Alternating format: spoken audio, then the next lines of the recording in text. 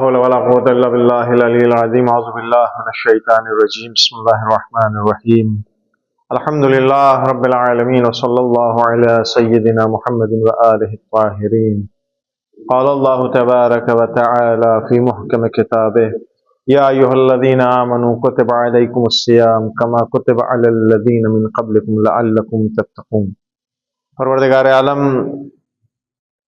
کا شکر کہ 5 روزے گزر گئے، چھٹا روزہ ہے تو جی چھٹا ہے۔ ایک روایت ہے البتہ رسول اللہ صلی اللہ علیہ وآلہ وسلم کی، اور روایت بیان کرنے کے پہلے اگر اس کا عنوان بیان کر دوں تو شاید سمجھنے میں آسانی ہوگی۔ جہاد بن نفس کا نام تو سنا ہے، اپنے ہوا و ہوس، اپنے خواہشات کی مخالفت کرنا، اسی کو خاص زبان میں جہاد بن نفس کہتے ہیں، عام سی زبان میں اپنے خواہشات کی مخالفت کرنا ہے۔ البتہ اس میں یہاں پہ ذرا سا اس بات کو کلیئر کرنے کے چانس ہیں کہ ہر خواہشات بری نہیں ہیں اور ہر چیز کی مخالفت صحیح نہیں ہے، وہ ایک الگ چیپٹر ہے۔ خیر مفہوم ہے میری بات، آپ لوگوں کے سمجھ میں آ رہی کہ میں کیا کہنا چاہ رہا ہوں، کیونکہ اگر بہت زیادہ کھول دوں گا تو یہیں رہ جاؤں گا، سارا وقت ادھر ہی ختم ہو جائے گا۔ رسول اللہ صلی اللہ علیہ وآلہ وسلم نے فرمایا انما الصیام جنۃ، روزہ کیا ہے؟ سپر ہے، شیلڈ ہوتی ہے نا جو انسان کو کوچ، سرکشا کوچ جسے کہہ دیجئے، کہ جس کے ذریعے سے بندہ اپنے آپ کو کس چیز سے محفوظ رکھتا ہے؟ ڈاکٹر صاحب، روزے کے ذریعے سے بندہ اپنے کو کس چیز سے محفوظ رکھتا ہے؟ آپ روزہ رکھ رہے ہیں، کس لیے رکھ رہے ہیں؟ اللہ نے حکم دیا رکھنے کا، مومن آدمی ہے آپ، اللہ کا حکم، لیکن اس روزے کی وجہ کیا ہے؟ یہ روزہ آپ کو کیا فائدہ پہنچا رہا ہے؟ آپ ماشاءاللہ سے رجب، شعبان، رمضان کنیکٹ کر دیا آپ نے، 65-70 دن ہو گئے ہوں گے آپ کو روزے رکھتے ہوئے ماشاءاللہ۔ ہم لوگ روزے رکھنے، معلوم ہونا چاہیے یہ روزہ جو شیلڈ ہے، سپر ہے، سرکشا کوچ ہے، کس چیز سے؟ جہنم کی آگ سے۔ تو یہ محفوظ رکھتا ہے انسان کو جہنم کی آگ سے۔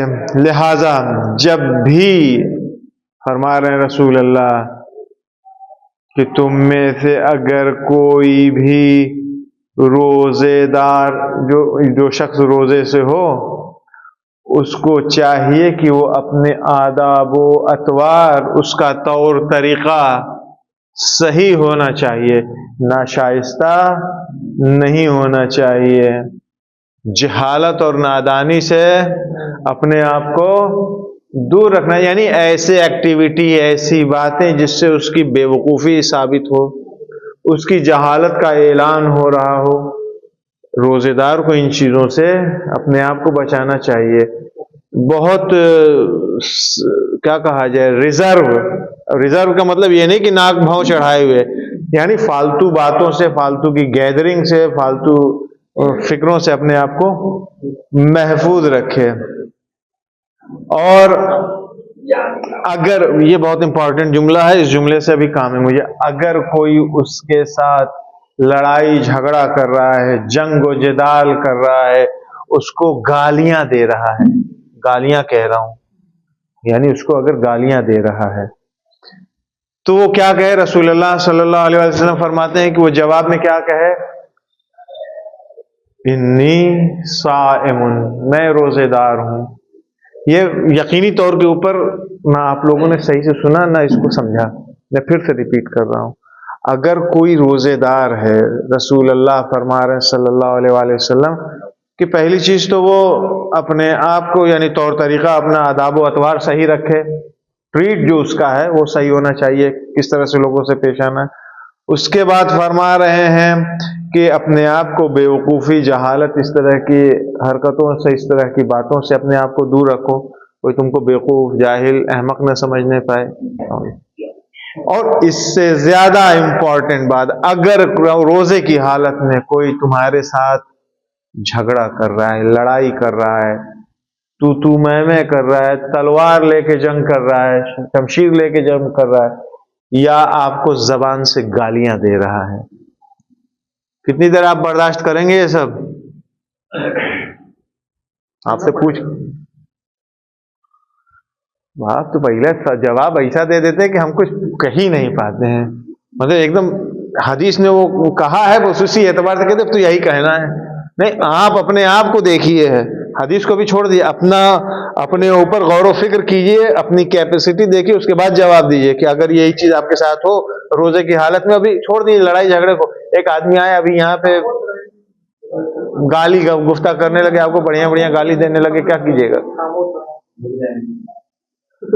جی جی بڑھ جائیں گے. آپ سر کیا کریں گے؟ اوائڈ کر جائیں گے. معاف کیجیے گا حضور، آپ کیا کیجیے گا اگر روزے کی حالت میں کوئی آئے؟ چونکہ گالی کی کوئی حیثیت آج کے زمانے میں نہیں ہے، اس لیے سب سے ہلکی والی بات بول رہا ہوں. کوئی آئے گالی گلوچ کرنے لگے، گفتہ کرنے، اگنور کر دیں گے. یہ سب یہاں پہ ایک ہم ہی ہیں جو سب سے زیادہ مطلب کہا جائے بے دین ٹائپ کے لوگ ہیں، باقی سب کا ایمان ماشاءاللہ ہوش کے اوپر. آپ بتائیے سر، آپ کیا کیجیے گا؟ صحیح بتائیے گا. یہ نہیں کہ پبلک کیا کہہ رہی ہے، ہم لوگ کیا کہیں، کچھ بھی نہیں. جو نیچرل ہمارے حالت ہوگی اس کے بارے میں بتائیں. جزاک اللہ. آپ تو کریں گے ہی کیونکہ سب وہی کر رہے ہیں، آپ بھی وہی کریں گے کیونکہ سب وہی کر رہے ہیں. ہاں جی، وہ گالی دے رہا، آپ کہے کو معافی مانگیے گا. ہم سے پوچھئے کہ ہم کیا کریں گے، پوچھئے ہم سے پوچھئے کہ ہم کیا کریں گے. ہم سب سے تو ہم نے پوچھ لیا. اگر کوئی ہمارے سامنے آ کے ہمیں گالی دے گا، اگر ہمارا زور چل رہے گا، پیٹوا پکڑ کے وہیں پہ رکھ کے جی بھر کے کوٹیں گے. اگر گالی گفتہ والے آدمی ہوں گے تو گالی کا جواب کم سے کم گالی میں ہم دیں گے. یہ میں نے ایک ہیومن مائنڈ سیٹ اپ جو ہوتا ہے ہمارا ایز اے انسان،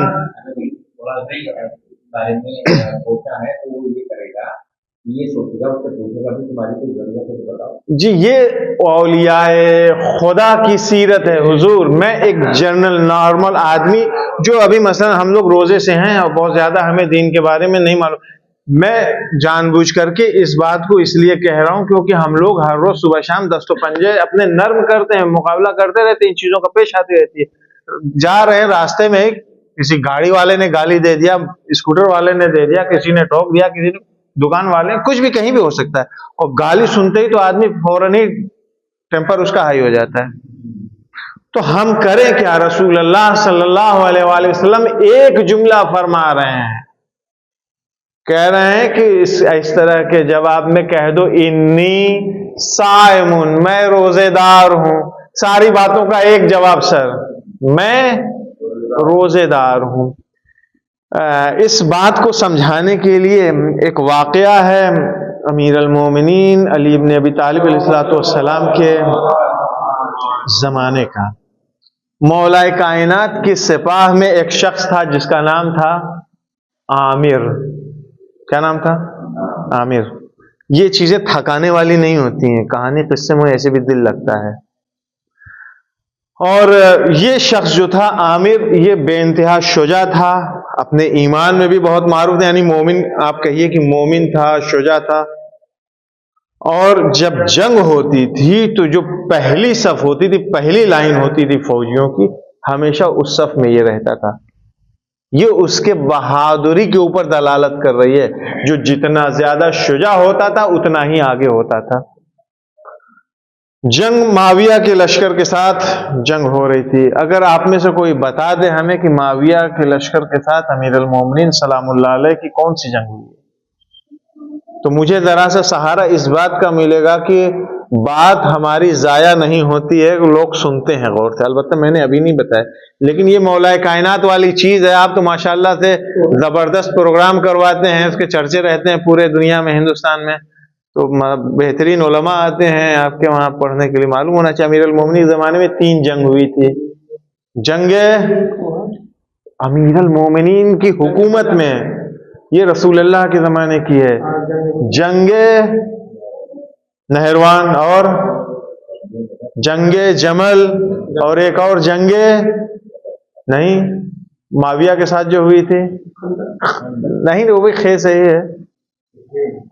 صفین، جنگ صفین، تو 3 جنگ ہوئی نا، جنگ صفین، جنگ جمل اور جنگ نہروان. معاویہ کے ساتھ جو ہوئی تھی وہ جنگ صفین تھی. جنگ صفین میں امیر المومنین سلام اللہ علیہ کے لشکر میں یہی عامر نام کا یہ شخص موجود تھا، اور معاویہ کے لشکر کا ایک جنرل کہہ لیجئے، سپہ سالار کہہ لیجئے اس لشکر کا، یہ عامر کے سامنے آیا تلوار لے کر کے. چونکہ یہ بے انتہا بہادر اور مومن تھا، پہلے میں بیان کر چکا. اب اس سپہ سالار سے جب یہ جنگ کر رہا تھا، اس نے جتنی کوشش کر لیا، کسی بھی صورت سے کوئی ایک وار بھی عامر کو نہیں لگ رہا تھا. اتنی دیر گزر گئی کہ اب اس سے برداشت نہیں ہوا. تب اس نے سوچا کہ اس کا مائنڈ ڈائیورٹ کریں ادھر سے، جیسے ذہن اس کا ہماری طرف سے منحرف ہوگا، ڈائیورٹ ہوگا، مجھے موقع ملے گا، میں یہ جو حملے میں لگاتار کر رہا ہوں یہ اس کو لگ جائے گا. لہذا اس نے شروع کیا اس کو گالی دینا. پہلے اس کو گالی دیا، اس کی ماں کو گالی دیا، اس کے باپ کو گالی دیا. اس کے بعد سے امیر المومنین سلام اللہ علیہ کی شان میں توہین کیا نہیں، نازیبہ الفاظ، وہ گالی کے الفاظ مولا کائنات کی شان میں بھی اس نے جاری کی اپنی زبان کے اوپر. اگر ہمارے جیسا نارمل انسان ہوتا تو سب تو ختم تھا، وہیں ہماری جان بھی گئی ہوتی اور کھیل بھی ختم ہو گیا ہوتا، جنگ پلٹ گئی ہوتی. لیکن یہ آدمی اپنی جگہ سے ٹس سے مس نہیں ہوا. بس جب اس نے ساری چیزیں تو برداشت کرتا رہا، لیکن جب مولا کائنات کے سلسلے میں اس نے نازیبہ کلمات استعمال کیے، اب اس سے برداشت نہیں ہوا. یہ ایک دم جیسے کہ یہ دانت بھیجتے ہوئے بلبلا کر کے اس نے اس شخص کے آنکھوں میں آنکھیں ڈال کر کے اس کو گھورنا شروع کیا، اور اپنی تلوار کے قبضے کو مضبوطی سے پکڑا. تب تک اس کو کچھ یاد آیا، فوراً ہی یہ کہتا ہے کہ مجھے، یعنی نقل کر رہا ہے کہ مجھے رسول اللہ کی حدیث یاد آ گئی کہ رسول اللہ نے کہا تھا کہ اگر کوئی تمہارے ساتھ جھگڑا کرے، تمہیں گالیاں دے، برا بھلا کہے، تو اس سے کہہ دینا میں روزے سے ہوں، انی صائمون، انی صائم. جبکہ یہ آدمی پیاسا ہے، جنگ کر رہا ہے. جنگ صفین میں پانی کی ایسے بھی بہت کرائسس تھی، پانی بند کر دیا گیا تھا، روزے پہ روزہ رکھ رہے تھے لوگ، تھا ہی نہیں کچھ تو کیا کرتے. اور یہ پیاسا تھا شخص، اگر اس کو پانی مل جاتا تو مارکا کچھ اور ہوتا. لیکن فی الحال سارے وار اس کے روک رکھے تھے، اس فوجی کے، اس سپہ سالار کے. جیسے ہی اس نے کہا کہ میں روزے سے ہوں، اور اس کے بعد اس نے اپنی بات کو آگے ایکسٹینڈ کیا، کہا کہ تم مجھے جتنا چاہو گالیاں دو، برا بھلا کہو، مجھے ذرہ برابر برا نہیں لگے گا، میں بالکل بھی غصے میں نہیں آؤں گا. کیونکہ مجھے معلوم ہے کہ روزے کا مطلب جو ہے صرف بھوک اور پیاس نہیں ہے، اپنے پیٹ کو خالی رکھنا اور اپنے منہ کو سوکھا رکھنا نہیں ہے، بلکہ روزے کا مطلب یہ ہوتا ہے کہ اپنی فکر کو بھی پاک رکھیں، صاف رکھیں، اپنی زبان کو بھی پاک صاف رکھیں. جس طرح سے اپنے پیٹ کو خالی رکھ رہے ہیں، اسی طرح سے دل بھی خالی رہے، کسی کا کوئی کینہ حسد بغض نہ ہو، زبان کے اوپر کسی کے لیے کوئی بری بات نہ ہو، دماغ میں کسی کے لیے کوئی بری فکر نہ ہو. واہ واہ واہ واہ واہ، اس طرح کی چیزیں وہ کہتا رہا، واہ واہ نہیں، کہتا رہا اس طرح کی چیزیں. اب یہ سن رہا تھا، اس نے کہا یار ایک روزے کا اثر اس آدمی کے اوپر اتنا زیادہ ہے کہ میں اتنی دیر سے تلوار چلا رہا تھا، یہ روکتا رہا، میں نے جی بھر کر کے اس کو برا بھلا کہا، گالیاں دی، یہ برداشت کرتا رہا. آخر میں کہہ رہا ہے کہ میں روزے سے ہوں. یعنی روزہ واقعاً اتنا امپورٹنٹ ہے کہ اس کو بچانے کے لیے، اس حقیقت روزہ یہاں پہ مقصود ہے، اس حقیقت روزے کو محفوظ رکھنے کے لیے اس نے یہ سب کچھ برداشت کر لیا. واقعاً یہ دین بہت اچھا دین ہے، یہ بہت اچھا آدمی جس کی یہ پیروی کر رہا ہے وہ بہت اچھے ہیں. ہم اب جو آئے ہیں جنگ کرنے کے لیے، ہم غلط آدمی کی طرف سے آئے ہیں. میں خطیب نہیں ہوں، میں آپ کو زمین سے اوپر نہیں اٹھا سکتا، لیکن آپ خود اپنے اعتبار سے اس بات کو سمجھیے کہ ایک روزہ، یعنی صرف یہ کہہ دینا کہ میں روزے سے ہوں، اس نے اس آدمی کو نجات دیا یا نہیں دیا. یہ غلط پارٹی، غلط لشکر، باطل علاقہ چھوڑ کر کے حق کی طرف آ گیا. مولائے کائنات کے ہاتھوں کے اوپر آ کر کے اس نے بیعت کیا تو امیر المومنین کے خاص اصحاب میں شامل ہوا ہے. یہ اگر اس کا نام مجھے مل جائے تو میں نام بھی بتا دوں، ریاب اس کا نام تھا. تو ایک روزہ انسان کو کفر سے ایمان کی طرف پہنچا دیتا ہے، جہنم سے جنت کی طرف پہنچا دیتا ہے، بس اس کو یہ احساس ہو کہ وہ کیا کر رہا ہے. ہم بھی اگر بھوکے پیاسے ہیں تو یہ بھوکے پیاسے صرف لقلقہ زبانی والا نہ ہو کہ صاحب ہم تو روزے سے ہیں، باقی ساری چیز ہمارے لیے جائز ہے. خیر پروردگار توفیق دے کہ ہم لوگ حقیقی معنی میں روزہ رکھیں. ایک صلوات بھیجے محمد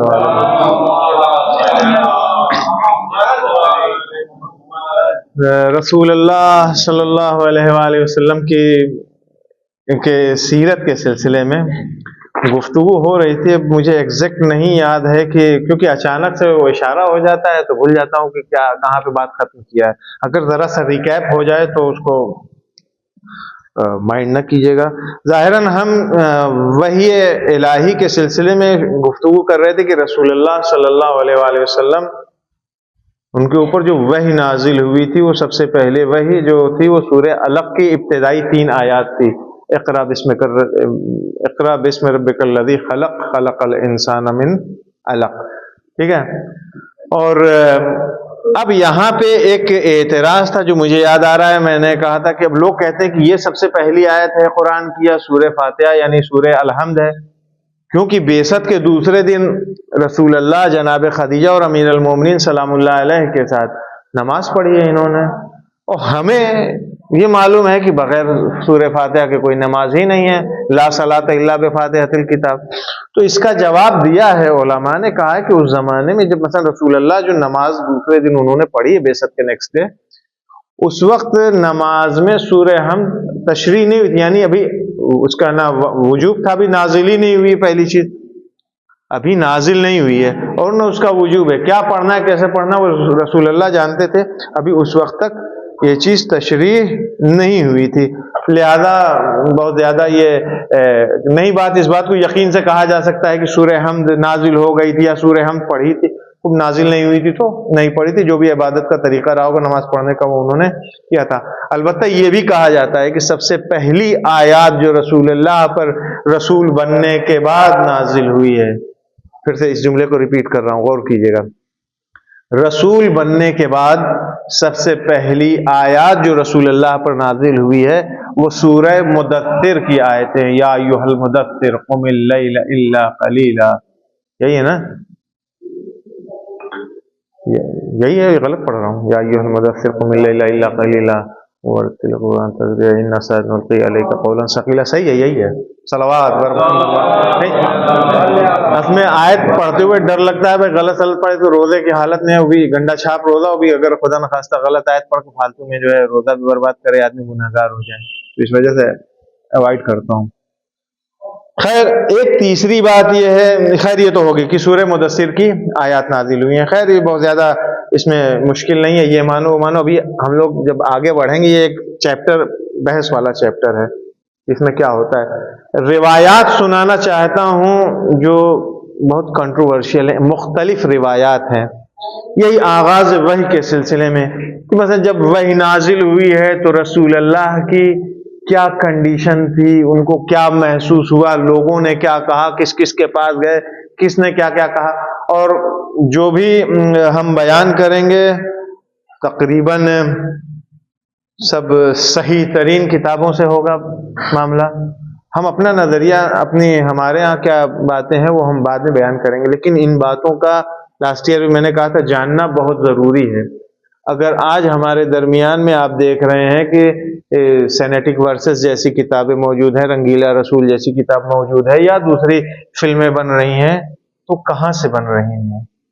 ہم سیدھے یہ کہہ دیں کہ صاحب انہوں نے توہین کیا ہے رسول اللہ کی، سامنے والا آپ کی بات ایکسیپٹ نہیں کرے گا، نہیں مانے گا. وہ کہے گا ہم نے کہاں توہین کیا؟ بھائی تمہاری کتاب میں لکھا ہے، آپ اپنی کتاب ایک لے کے آئیے گا، کہیے گا دیکھ لو بھائی ہمارے مولوی نے تو نہیں لکھا، ہمارے عالم نے لکھا. اس نے کہا ہمارے تمہارے ہم کو نہیں پتا، اسلام کی یہ کتاب ہے، مسلمانوں کے رائٹر ہیں، انہوں نے یہ لکھا ہے. تب آپ کے پاس کوئی جواب نہیں رہے گا. اس لیے چاہے پازیٹیو ہو چاہے نیگیٹو ہو، ان کو جانیے اور جو چیز اچھی ہو اسے ایڈاپٹ کیجیے، اسے رکھیے اپنے پاس. ایک صلوات بھیجے محمد والے. بخاری شریف اور صحیح مسلم دونوں ہی صحیح ترین کتاب ہیں. ایک روایت ہے اس میں زہری سے، اور زہری نے عروۃ ابن زبیر سے اس روایت کو نقل کیا. ان تمام لوگوں کے بارے میں آنے والے دنوں میں گفتگو ہوگی، بات کروں گا. آج خالی روایتیں سنیے کہ کون کون سی روایت ہے، کیا کہتے ہیں.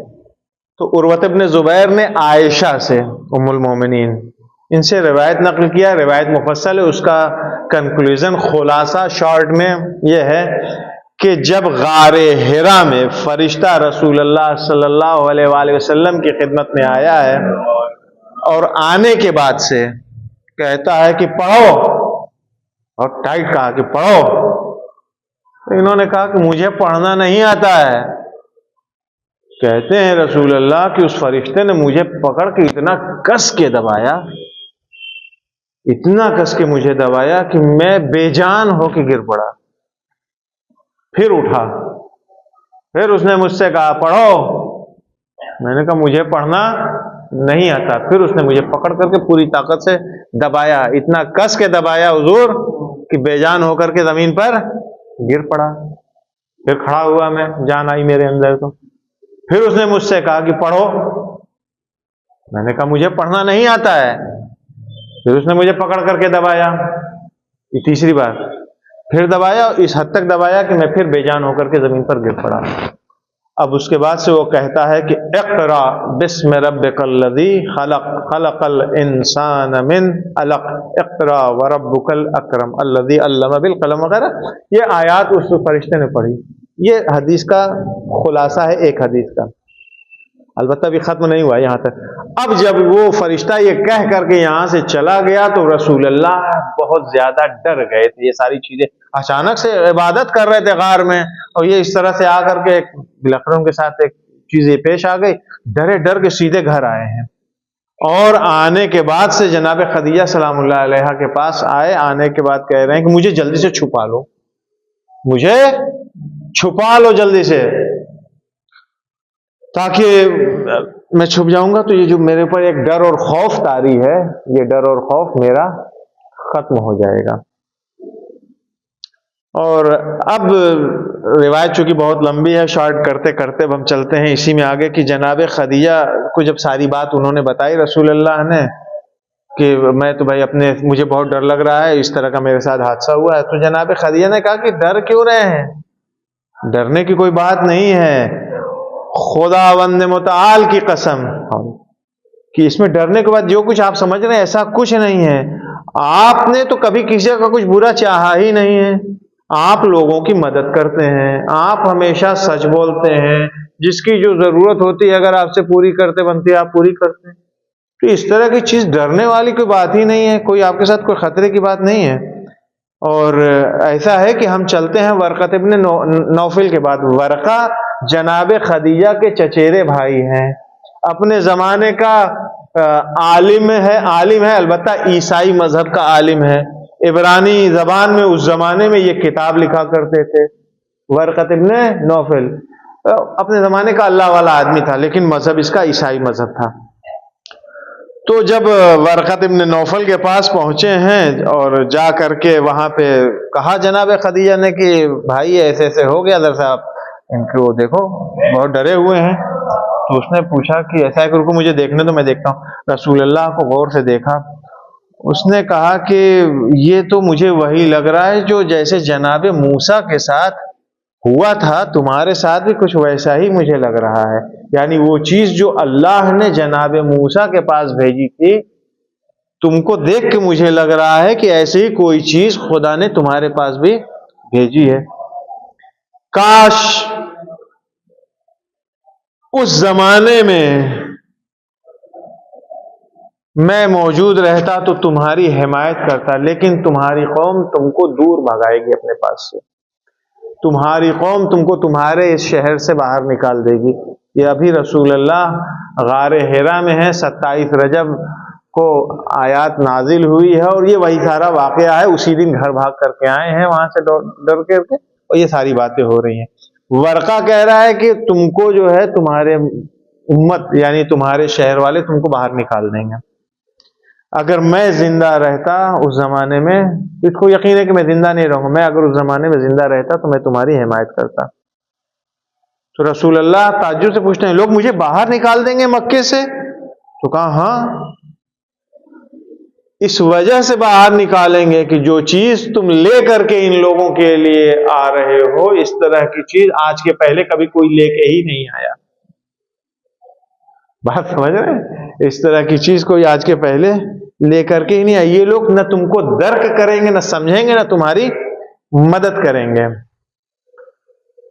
اور یہاں تک کہ ورقہ نے کہا کہ وہ وقت بھی آئے گا جب وحی کا سلسلہ منقطع ہو جائے گا, یعنی تم اس دنیا سے رخصت ہو جاؤ گے. یہ کچھ پیشن گوئیاں تھیں جو ورقہ ابن نوفل نے کہی. یہیں پہ بہت ساری باتیں ہیں جو کاؤنٹر کرنے لائق ہیں. یہ ایک روایت ہے. بعض دوسری روایات ہیں 10-12, اس کا صرف جسے کہتے ہیں کہ شارٹ نوٹ میں ایک جملے میں کس میں کیا کیا ہے. جناب خدیجہ رسول اللہ کو خلیفہ اول کے ساتھ یعنی حکومت اسلامی کے جو پہلے حاکم تھے ان کے ساتھ لے کر کے آئی تھی ورقہ ابن نوفل کے پاس. یہ ایک یعنی کچھ روایات میں بھی ہے, یعنی یہی معتبر روایات ہیں کہ ابو بکر جو بھی ہوں, ابو بکر ابن قحافہ کا نام ہے, مجھے نام ہم بھی نہیں معلوم ان لوگ کا, آپ لوگ کو یاد ہوگا زیادہ.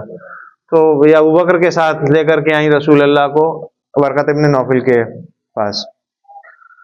بعض ہاں اسی میں یہ ہے کہ رسول اللہ نے ورقہ سے کہا کہ مجھے اپنے پیچھے سے, پیٹھ کے پیچھے سے مجھے لگ رہا تھا جیسے کوئی مجھے آواز دے رہا ہو, کہہ رہا ہو یا محمد یا محمد, اور مجھے انتہا خوف اور ڈر میرے اوپر طاری ہو گیا.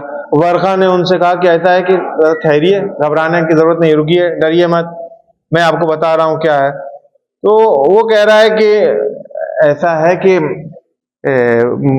جو آواز آپ اپنے پیچھے سے سن رہے تھے وہ صرف یا محمد کی نہیں تھی, بلکہ وہ کہہ رہا تھا بسم اللہ الرحمن الرحیم, اور اس کے بعد سے پوری سورہ الحمد شروع کیا, الحمدللہ رب العالمین سے لے کر کے وَلَضَّالِّينَ تک پوری ورقہ نے پڑھ کر کے سنا دیا.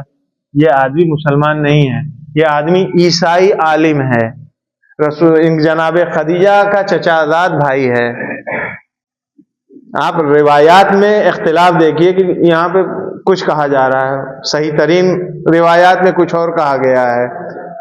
ابھی یہیں اس کے بعد سے وہ جو پیچھے سے آواز آ رہی تھی, جو آواز دے رہا تھا, اس نے کہا کہ ڈرو مت, تم یہ کہو لا الہ الا اللہ کہو. تو محمد صلی اللہ علیہ وسلم نے لا الہ الا اللہ کہو. یہ بات کون بتا رہا ہے؟ رسول اللہ نہیں بتا رہے ہیں, ورقہ بتا رہا ہے کہ تمہارے ساتھ یہ ساری چیزیں ہوئی ہیں.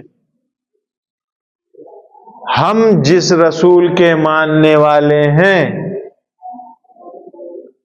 اور وہ رسول جو یہاں کتابوں میں موجود ہے, ان صحیح ترین کتابوں میں, زمین سے آسمان تک, بلکہ شاید انفینیٹیو فاصلہ ہے, ایسا فرق کرتا ہے. وہ ورقہ بتا رہا ہے کہ اس نے تم سے کہا ہے کہ کہو لا الہ الا اللہ, تو انہوں نے لا الہ الا اللہ کہا.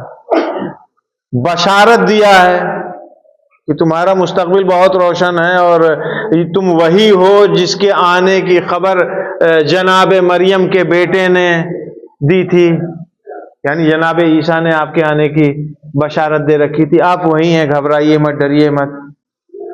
کاش میں اس زمانے میں زندہ ہوتا تو میں آپ کے اوپر ایمان لے کر کے آتا. آج زندہ ہیں, آج ایمان لے کے نہیں ہے, انتظار کر رہے ہیں کہ ثابت ہو جائے, یقین ہو جائے, دوسرے لوگ بھی مسلمان ہو جائیں, تب ہم ایمان لے کر کے آئیں گے. خیر, ایک روایت میں یہی بات پورا واقعہ جناب خدیجہ نے جا کے پھر ورقہ سے بتایا. ورقہ ہی کی پوائنٹ ہے یہاں پہ, کی کیریکٹر جو ہے وہ ورقہ بن نوفل ہے. جناب خدیجہ آ کر کے ان سے بتا رہی ہیں, اور تقریباً ساری روایات, اور البتہ اسے چھوڑ دیے سب ایک جیسی, ایک الگ سے لے کر کے ابھی تو ورقہ کے پاس ہیں. بعض روایات میں ہے کہ بحیرہ راہب جو تھا, جس نے پیشن گوئی کیا تھا جناب ابو طالب کو کہ یہ بچہ جو ہے یہ معمولی بچہ نہیں ہے, جناب خدیجہ بحیرہ کے پاس لے کر کے گئی تھی جناب رسول اللہ کو کہ انہوں نے ایسے ایسے دیکھا ہے, ڈر گئے ہیں. تو اس نے کہا کہ یہ مثلا نبی ہے اور تم اسی سے شادی کرنا اور کیا کیا کرنا، انہی کے ساتھ کھانا کھانا، انہی سے بات کرنا، ہنسی مذاق بھی کرنا ہو تو انہی کے ساتھ کرنا. یہ ساری تعلیمات بحیرہ نے جناب خدیجہ کو اس زمانے میں سکھایا تھا. اس طرح سے مت دیکھیے گا کہ میں ان چیزوں کو ایمان عقیدے کے اعتبار سے بیان نہیں، یہ وہ چیزیں ہیں جو مسلمانوں کی صحیح ترین کتابوں میں لکھی ہوئی ہے. سمجھے آپ؟ اور ہاں صحیح مسلم ہے، صحیح بخاری ہے.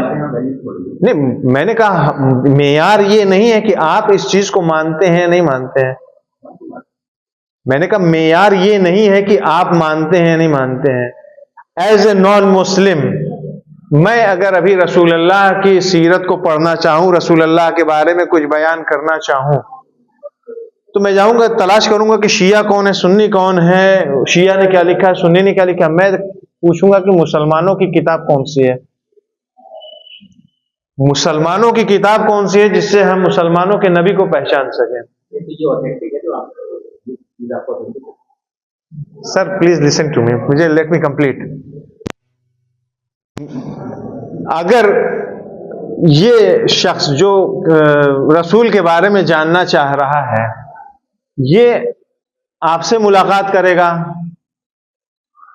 آپ سے ملاقات یعنی آپ لوگوں سے، میں آپ سبھی سے پوچھ رہا ہوں، رسول اللہ کی سیرت کا مطالعہ کرنے والی کسی ایک کتاب کا نام بتا دی کسی بھی زبان میں جو آپ لوگوں کو معلوم ہو.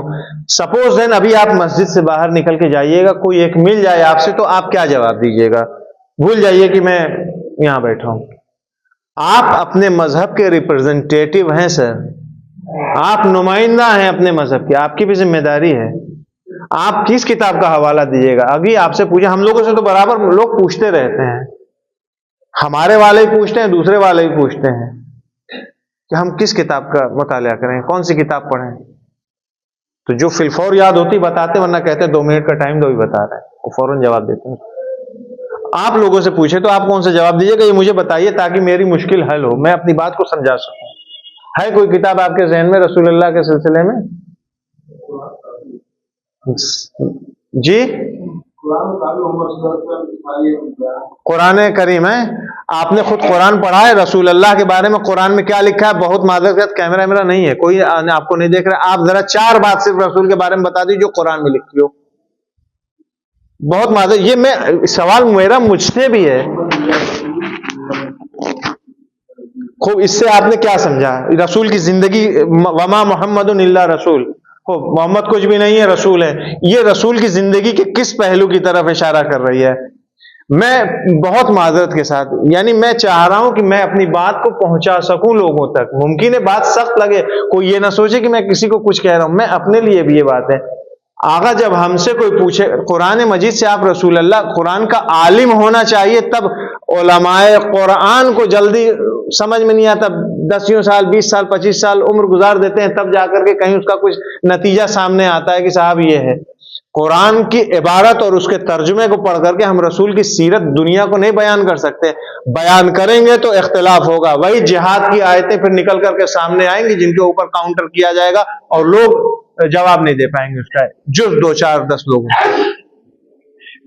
جی تو ہے نا، تو ہمارے پاس ہونا چاہیے، اسی لیے میں کہہ رہا ہوں ہمارے پاس جواب ہونا چاہیے. اب آپ سے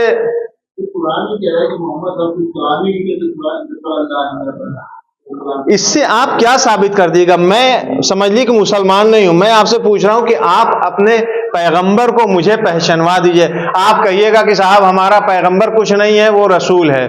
آپ مجھ سے کہیے گا کہ ہمارا پیغمبر کچھ کلام ہی نہیں کرتا، جو وہ کلام کرتا ہے وہ اللہ کی اجازت سے کلام کرتا ہے. تو ہم نے کیا سمجھا؟ ہم کس چیز کو فالو کریں ان کی زندگی کو؟ ہم ایسے شخص کو کس اعتبار سے آئیڈیل بنائیں؟ مگر یہ رسول ہمارے لیے نمونہ عمل ہے یا نہیں ہے؟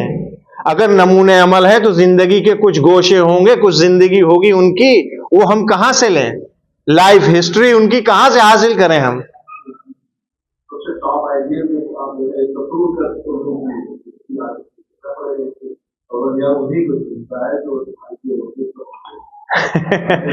یہ ایک مائنڈ سیٹ اپ کے تحت یہ جواب دیا جا رہا ہے. آپ لوگ میری مدد کریں. آپ لوگوں کے ذہن میں اگر جواب ہے تو مدد کیجئے، کیونکہ اگر فائدہ نہیں، یہاں ہم آدھا گھنٹہ 40 منٹ چیخ چلا کر کے ایکسرسائز کر کے کرتب دکھا کے چلے جائے، اس کا کوئی فائدہ نہیں. نہیں، آپ کی بات بہت اچھی ہے، لیکن آپ کی بات حضور میرے سمجھ میں اس لیے آئے گی کیونکہ میں مسلمان ہوں، میں رسول اللہ کو فالو کر رہا ہوں، اس لیے میں آپ کی بات سمجھ لوں گا. بہت اچھے، بہت اچھے، بہت اچھے. یہ ایک بہت اچھا پوائنٹ ہے کہ انبیاء ما سبق، مثلا جناب عیسیٰ علیہ الصلوۃ والسلام، ان کی پیشن گوئیاں، ان کی باتیں آنے کی خبر دے رکھی ہے. یہ خود امپورٹنس کو بتا رہا ہے کہ رسول اللہ کی ذات کتنی اہم ہے، ان کی ذات کتنی اہم ہے. ہماری بات میں، چونکہ ہمارا وقت ختم ہو گیا، کل آپ لوگ ٹائم سے آئیے، یہ بات ہم یہیں سے شروع کریں گے، لیکن رہیے تب، ورنہ یہ تھوڑی سی دیر میں بات آدھی کٹ جاتی ہے، ہمارا بھی خون ہوتا ہے، بات بھی بہت مطلب پہنچ نہیں پاتا، اور ذہن میں شبہ کو شبہ برقرار رہ جاتا ہے. یاد رکھیے، اگر آپ سے کوئی کتاب پوچھے گا باہر تو آپ کے پاس جواب نہیں ہے. ہم دے سکتے ہیں جواب، آپ نہیں دے سکتے کیونکہ آپ کو نہیں معلوم ہے. لہذا کہ آپ شیعہ سیرت کی کتاب کون سی ہے، مجبور ہے انسان جا کر کے بخاری شریف پڑھے گا، صحیح مسلم پڑھے گا، نسائی پڑھے گا، ابو داؤد پڑھے گا، اور دوسری سیرہ حلبی ہے، سیرہ ہشام ہے، وغیرہ وغیرہ جو بھی دنیا کی سیرہ ہیں. ہم نے نہیں لکھی ہے کوئی، یہ مجبور ہیں لوگ پڑھنے کے لیے. جب پڑھیں گے تو اس میں جو کچھ بھی لکھا ہو، بہت ساری چیزیں لکھی ہیں، ان کو سنیے، معلوم ہوگا، تب آپ جواب دیجیے گا کہ صاحب ہم یہ کہہ کے آپ اپنا دامن نہیں بچا سکتے کہ یہ ہماری کتاب تھوڑی ہے. ہم جی احسن، تو ہاں، تو جب معلوم ہوگا ہم کو سیرت کے بارے میں، تب آپ کو کیا معلوم ہے سیرت کے بارے میں؟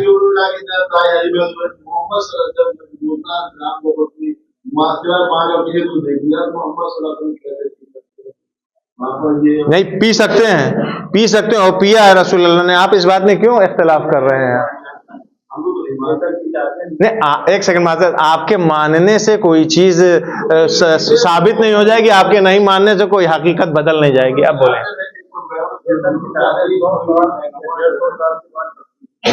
جی صحیح، اس کو آپ ریلائز کریے گا. میں یہی چاہ رہا ہوں، اس کو آپ ایکسپٹ کریے. احسن، تو میں یہی چاہ رہا ہوں کہ یہاں پہ ہم جو ہیں وہ کہانی قصے نہیں پڑھ رہے ہیں، یہاں پہ شبہات، وہ اعتراضات یا وہ الگ الگ چیزیں جو رسول گرامی اسلام کے سلسلے میں لکھ دی گئی ہیں، ان ساری چیزوں کو بیان کر کے ان کو کاؤنٹر کرتے ہیں، ان کا جواب دیتے ہیں، اور جو ہمارا یعنی شیعوں کا نظریہ ہم اسے بیان کرتے ہیں. بات سمجھ میں؟ ایک سلوات بھیجے محمد پروردگار تیری بارگاہ میں دعا ہے کہ ہماری گناہوں کو معاف فرما، ہمارے والدین کی مغفرت فرما. وہ افراد جو شہر خموشہ کے مکی ہیں، اللہ ان کے درجات عالی ہیں، متعالی فرما. ہم تمام لوگوں کی عبادتوں کو شرف قبولیت عطا فرما. امام زمانہ کے ظہور میں تعجیل فرما. امام زمانہ کے ملک جمہوریہ اسلامی ایران کی حفاظت فرما. رہبر معظم انقلاب کو اپنے حفظ و امان میں رکھ. اللہ، ہم نے تجھ سے جو مانگا، جو نہیں مانگا، جو ہمارے حق میں بہتر ہے، ہمیں عطا فرما. وہ چیز جو ہمارے لیے مضر ہے، نقصان دہ ہے، ہم سے دور فرما. ربنا تقبل منا انک انت السمیع العلیم. اپنے اپنے مرحومین کی روح کی خوشنودی کے لیے بآواز بلند صلوات.